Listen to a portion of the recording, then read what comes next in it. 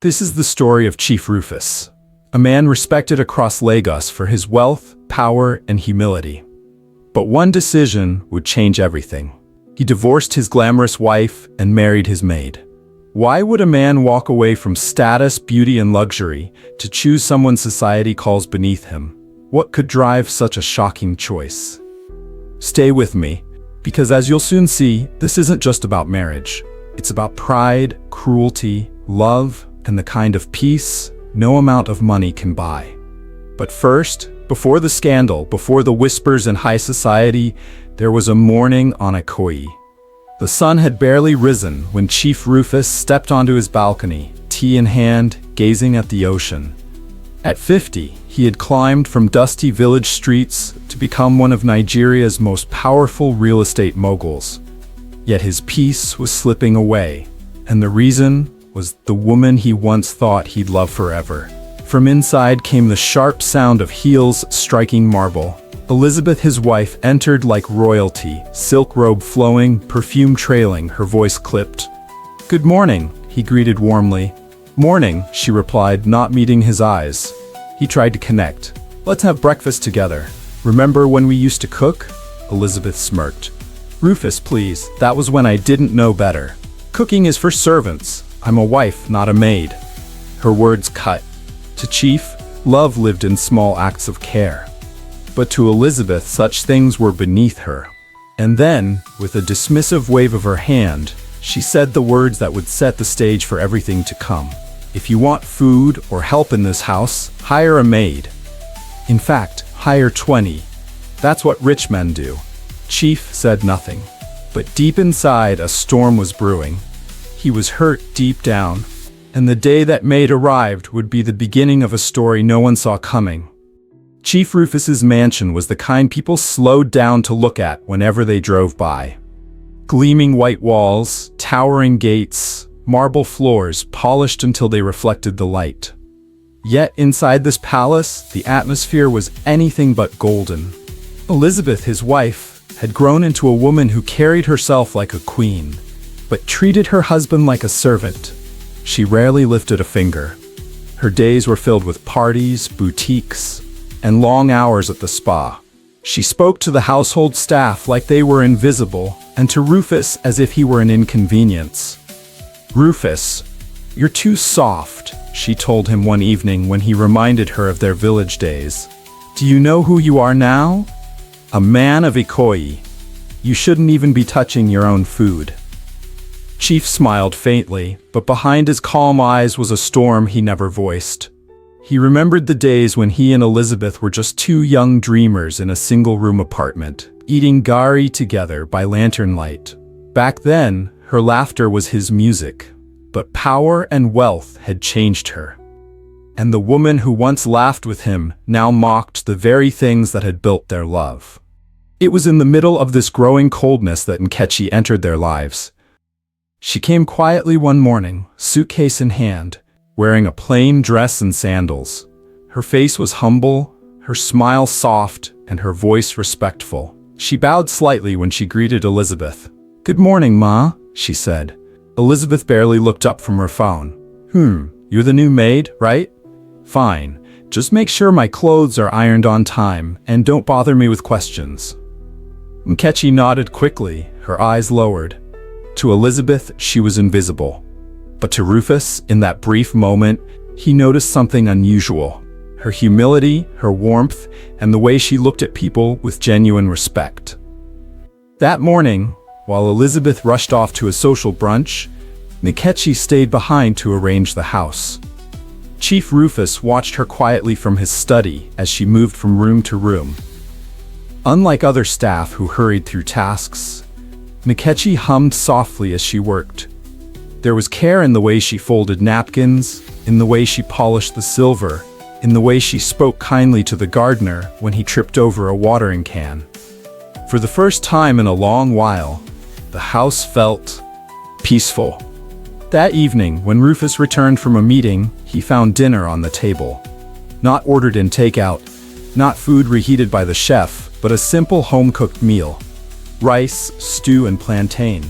The aroma filled the house. "Who prepared this?" he asked, surprised. Nkechi stepped forward nervously. I did, sir. Forgive me if it's not to your taste, I just thought maybe you would like something fresh, something warm. Chief tasted it. The flavor carried him back to his childhood, to his mother's kitchen in the village. He closed his eyes and for the first time in years he felt at home. Elizabeth returned later that night. When she saw Chief at the table, eating eagerly, she raised an eyebrow. What's this? She demanded. Dinner, Rufus replied calmly. It's delicious. Elizabeth laughed scornfully. You're really eating the maid's food? Rufus, you're a billionaire. People like us eat at Krynock's hotel, not from the hands of housemaids. But Chief only smiled. Inside, a seed had been planted. And though neither he nor Elizabeth knew it yet, that seed would soon grow into a choice that would shake their entire world. Days turned into weeks, and Nkechi settled into her new role in the mansion. To everyone else, she was just another maid. To Chief Rufus, however, she had become a quiet reminder of a world he had lost. Every morning as he left for work, she greeted him with a simple, "Good morning, sir. May today bring you peace." It was such a small thing, but no one else in the house ever spoke to him like that anymore. Elizabeth rarely even noticed when he left. One Friday evening, Rufus came home exhausted after hours of negotiations. He dropped his briefcase on the sofa, rubbing his forehead. Nkechi appeared silently with a cup of warm tea. You look tired, sir. This will help. He looked at her, surprised. How did you know I drink tea when I'm stressed? She smiled softly. My father was a farmer. After long days in the sun, he always said tea calmed his heart. Rufus sipped. The warmth spread through him, not just in his body, but in his soul. He remembered the times when Elizabeth used to notice such things. Now, she hardly even noticed him. The contrast grew sharper by the day. One afternoon, while Nkechi cleaned the living room, Elizabeth stormed in holding shopping bags. She dropped them on the couch without so much as a glance. Girl, arrange these clothes in my closet, and be careful, they cost more than your life. Nkechi nodded quickly, lowering her eyes. Rufus, who had been working in the corner, froze at those words. The arrogance, the disdain, it was like poison in the air. He wanted to speak, but he remained silent. Years of being the calm husband had taught him to swallow pain. But inside, the storm grew darker. That night, after Elizabeth had gone upstairs, Rufus found Nkechi in the kitchen washing plates. Did her words hurt you? He asked quietly. Nkechi paused, then she shook her head. Not as much as they hurt her, sir. A heart filled with pride cannot rest. Rufus stared at her. How could someone so young carry such wisdom? For a moment, he saw not just a maid, but a soul who understood peace better than all the rich people who dined at his table. The following Sunday, a family dinner was arranged. Elizabeth had invited some of her high society friends, eager to boast about her latest fashion pieces. The table was set with crystal glasses, imported wine, and an expensive chandelier glittering above. As the guests laughed and gossiped, Nkechi moved silently, serving plates. Her hands were steady, her presence unnoticed. Until Elizabeth made it otherwise. With a sharp laugh, Elizabeth turned to her guests. Can you imagine? My husband actually eats this girl's cooking. A billionaire reduced to village food. The guests chuckled politely, but Rufus's jaw tightened. Nkechi's face flushed. She lowered her gaze, gripping the tray tighter. One of the women leaned closer to Elizabeth and whispered, "Careful. Sometimes these quiet maids capture a man's heart." Elizabeth scoffed loudly. "Please, Rufus, leave me for her. Over my dead body, I am his crown, his jewel. This one is dust under my feet." The table roared with laughter. But Rufus wasn't laughing. That night, long after the guests had left, he found Nkechi in the servants' quarters, sitting quietly with a Bible in her lap. "I'm sorry for what my wife said," he told her softly. Nkechi shook her head. "No need, sir. The tongue speaks what the heart is full of. I only pray God keeps your heart soft." Her words hit him harder than she could have imagined. For years, his heart had been hardening under the weight of Elizabeth's pride. Yet here was a maid, reminding him of who he truly was. From that day, Rufus began to notice more. He noticed the way Elizabeth never said thank you. He noticed the way she mocked others to make herself feel taller. And he noticed the way Nkechi, with her gentleness, carried peace into every room she entered. But the greater the peace Nkechi brought him, the greater Elizabeth's cruelty became. One evening, Elizabeth walked into the living room to see Nkechi setting down a tray of fruit beside Rufus. With a sudden slap, Elizabeth knocked the tray to the floor. The fruit rolled across the marble tiles. "Did I ask you to feed my husband?" she screamed. "Do you think you are his wife?" Nkechi fell to her knees, picking up the fruit quickly, her eyes brimming with tears. Rufus stood frozen, his fists clenched, his chest heavy. He wanted to shout, to defend her, but instead, he whispered only to himself, "This cannot continue." And though no one heard it, that night marked the beginning of the end. The mansion grew colder with every passing week, not because of the air conditioning, but because of the tension that wrapped itself around every corner. Elizabeth had become relentless, her words sharper, her commands harsher. It was as though Nkechi's presence triggered something primal in her. A need to remind everyone who the queen of the house was. One evening, after returning from a charity gala, Elizabeth tossed her heels across the room.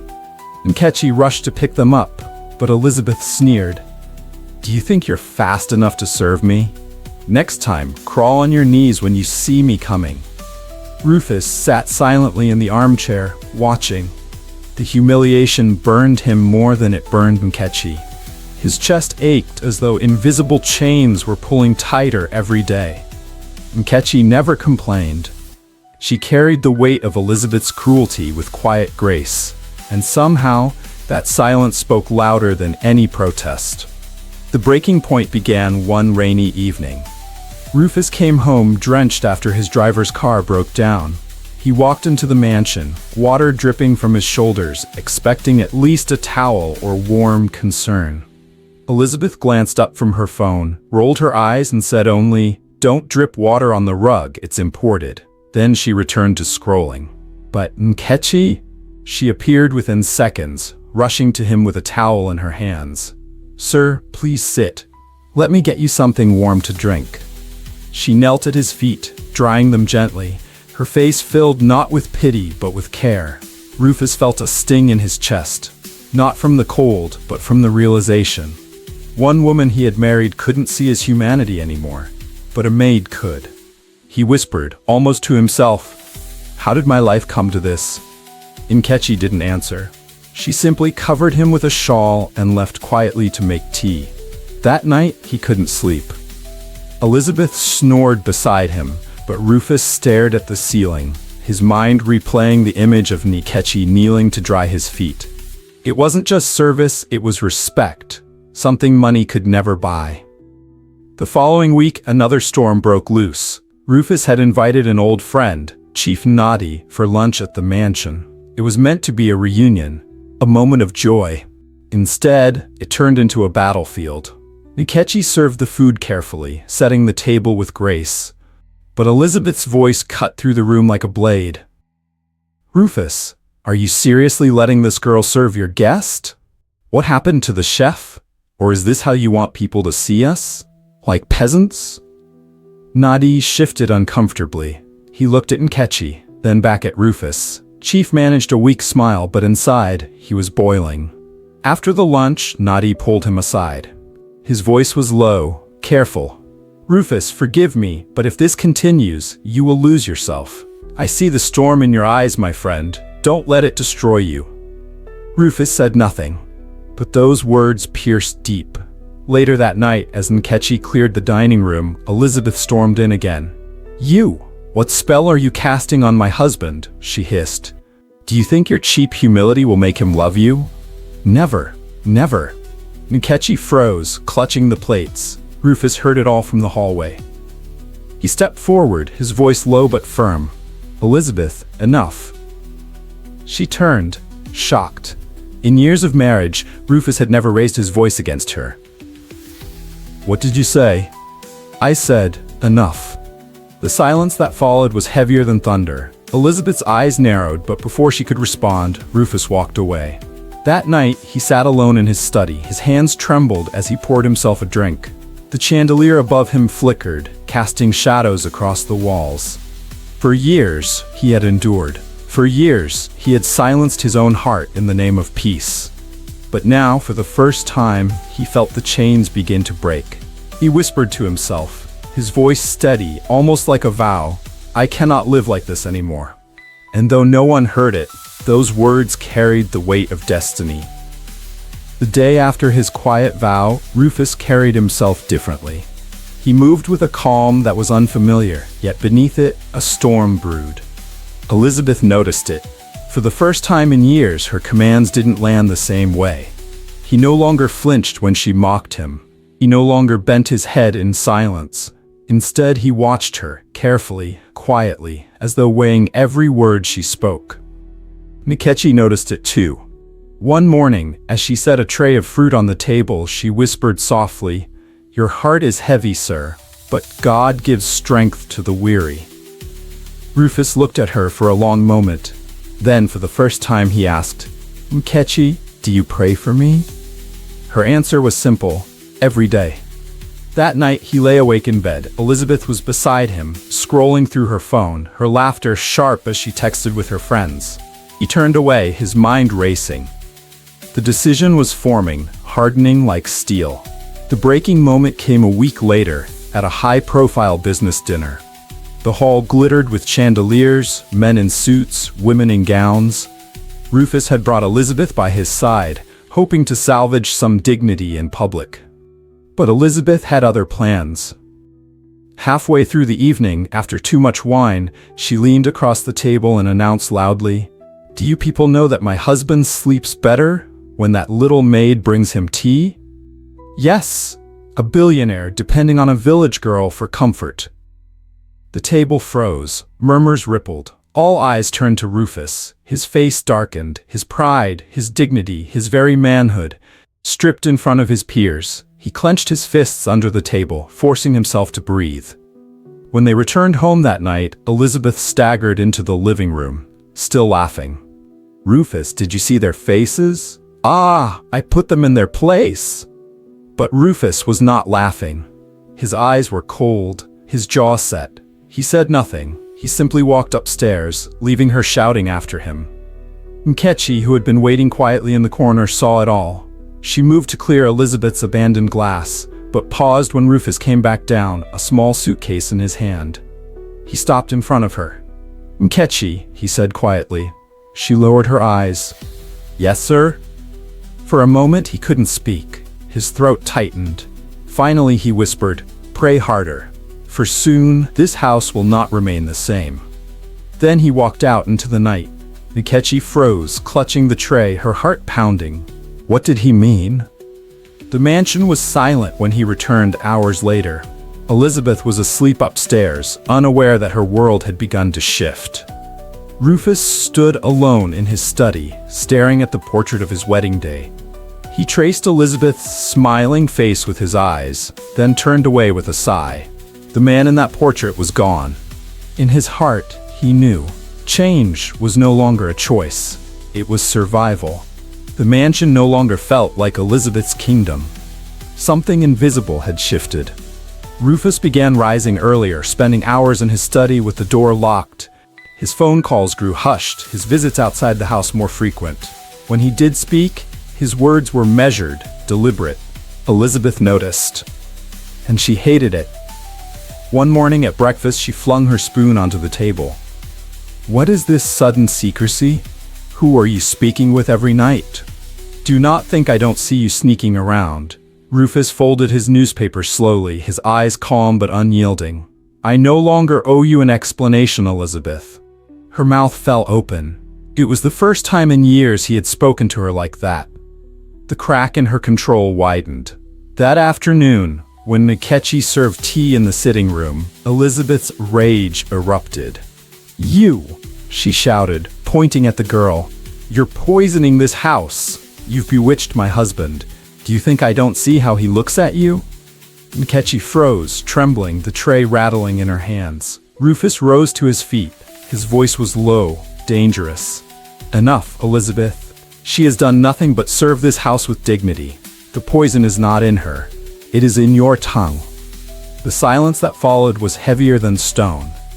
Elizabeth's chest heaved. She stormed out, but her footsteps thundered like war drums.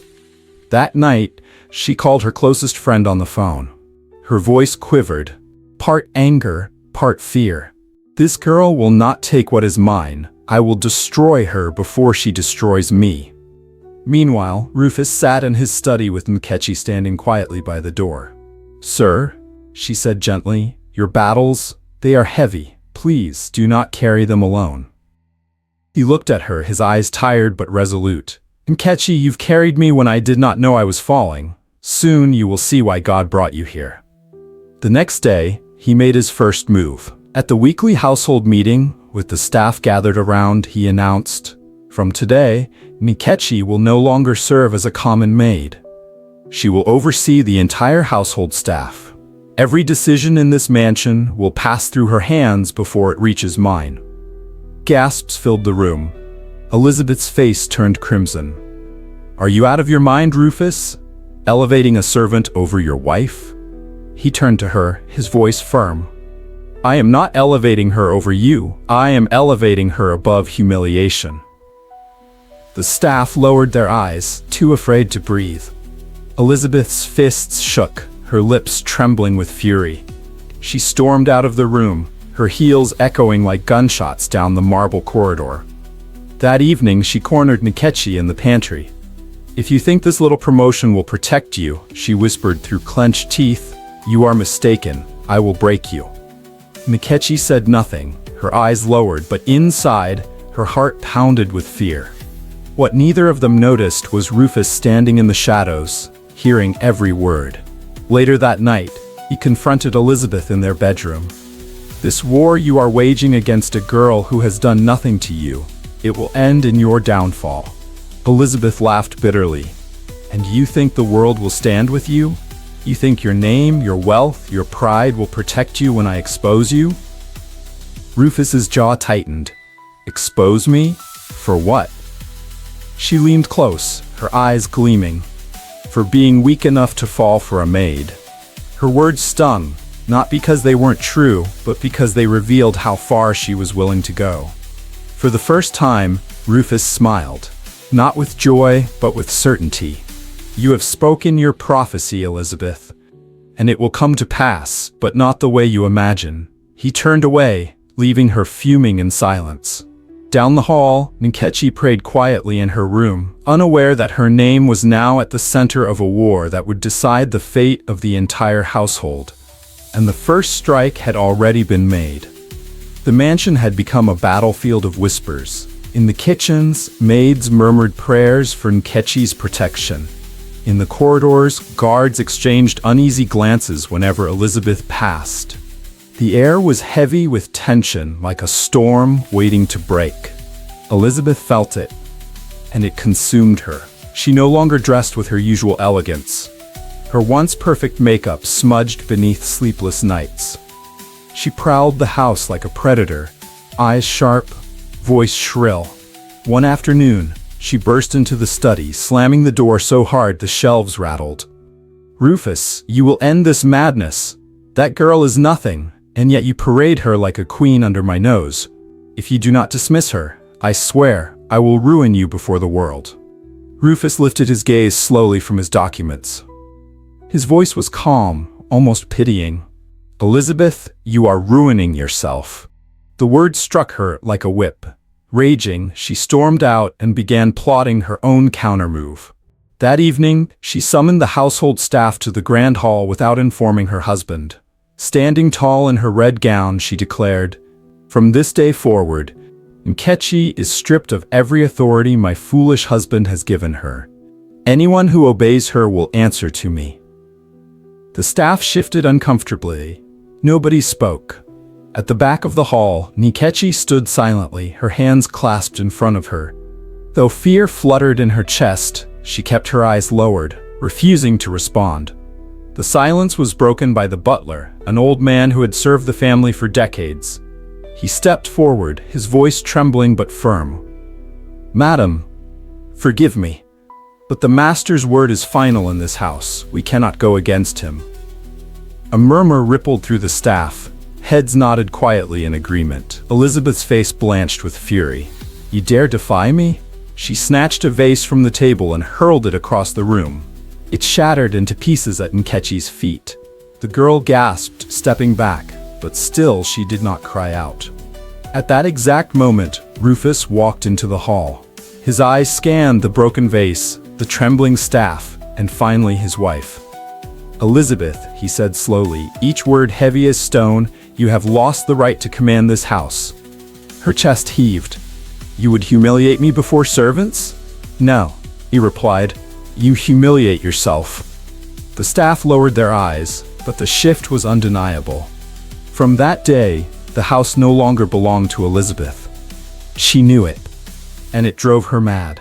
That night, she called her sister on the phone, her voice cracking with desperation. "They are all against me. Even the servants whisper like I am the intruder in my own home. If I don't act now, I will lose everything." Her sister tried to calm her, but Elizabeth's rage was beyond reason. The next morning, she acted. Nkechi was carrying laundry up the stairs when Elizabeth appeared at the landing. Her eyes were wild, her voice sharp with venom. "You think you've won, don't you? You think my husband's pity will crown you queen?" Nkechi froze, clutching the basket. "Madam, I have no such thought." "Liar!" Elizabeth shrieked. In a sudden burst of rage, she shoved the basket from Nkechi's hands. Clothes tumbled down the stairs, scattering like fallen leaves. The staff who witnessed it gasped. But Elizabeth wasn't done. She raised her hand as if to strike Nkechi. In that instant, a voice thundered from behind. "Elizabeth!" Rufus was there, his face dark with fury. He stepped between them, his presence towering. "If you ever raise your hand against her again, it will be the last time you stand in this house." Elizabeth's hand trembled in the air, her rage colliding with fear. Slowly, she lowered it, her lips quivering. For the first time, she saw something in Rufus's eyes that shook her. Finality. That night, as rain pounded against the windows, she stood in front of the mirror, her reflection fractured and broken. "I will not be cast aside," she whispered. "If they want war, they shall have it." Her tears streaked down her face, but her eyes gleamed with one last desperate fire. Elizabeth had crossed the line, and now her downfall was no longer a possibility. It was destiny. The storm broke on a Sunday morning. Chief Rufus gathered the household in the grand hall once again. His voice was steady, but there was an edge of finality in his tone. "For too long," he began, "this house has been poisoned by cruelty, by pride, by the belief that power is the same as honor. Today, that ends." Elizabeth sat rigidly on one of the velvet chairs, her arms folded across her chest. Her eyes darted across the staff, daring anyone to look at her. No one did. Rufus continued, "I have endured humiliation in my own home. I have watched a faithful servant be treated as less than human, and I will not tolerate it any longer." He turned to face Elizabeth directly. "From this day forward, you will no longer command this household. You may remain under this roof only if you choose peace. But if you choose war, Elizabeth, then you choose exile." The words hung in the air, sharp as a blade. Elizabeth's mouth opened, but no sound came. Her power had evaporated. The staff's silence was not loyalty to her, it was judgment. That night, she packed her bags. With no announcement, no farewell, Elizabeth left the mansion in the dark, her car disappearing down the long driveway. For the first time in years, the house exhaled. The tension lifted. The silence became peace. Rufus walked the halls, his footsteps lighter, his shoulders straighter. He found Nkechi in the garden, kneeling among the flowers, her hands muddy, her face serene. "You prayed for me," he said quietly. Nkechi looked up, startled. "I only prayed for peace, sir," he smiled faintly. "And yet, peace has come." The weeks that followed brought transformation. The staff, once divided, now worked with a new spirit of unity. Nkechi, though elevated, remained humble, guiding with gentleness instead of authority. Her kindness mended what pride had broken. One evening, Rufus stood on the balcony overlooking the estate. The sun was setting, painting the sky in hues of gold and crimson. He thought of all that had been lost and all that had been restored. He whispered into the fading light, "Power can build a mansion, but only humility can make it a home." Behind him, Nkechi's soft footsteps approached. She handed him a cup of tea, as she always had. But this time, there was no barrier between master and servant, only gratitude and an unspoken bond forged in fire. The mansion stood tall, not because of its walls, but because of the quiet strength of those who lived within it. And Elizabeth? She became a cautionary tale, whispered in distant circles. Her name carried not the weight of power, but the echo of a queen who had crowned herself with cruelty and lost everything. The story ended not with thunder, but with peace.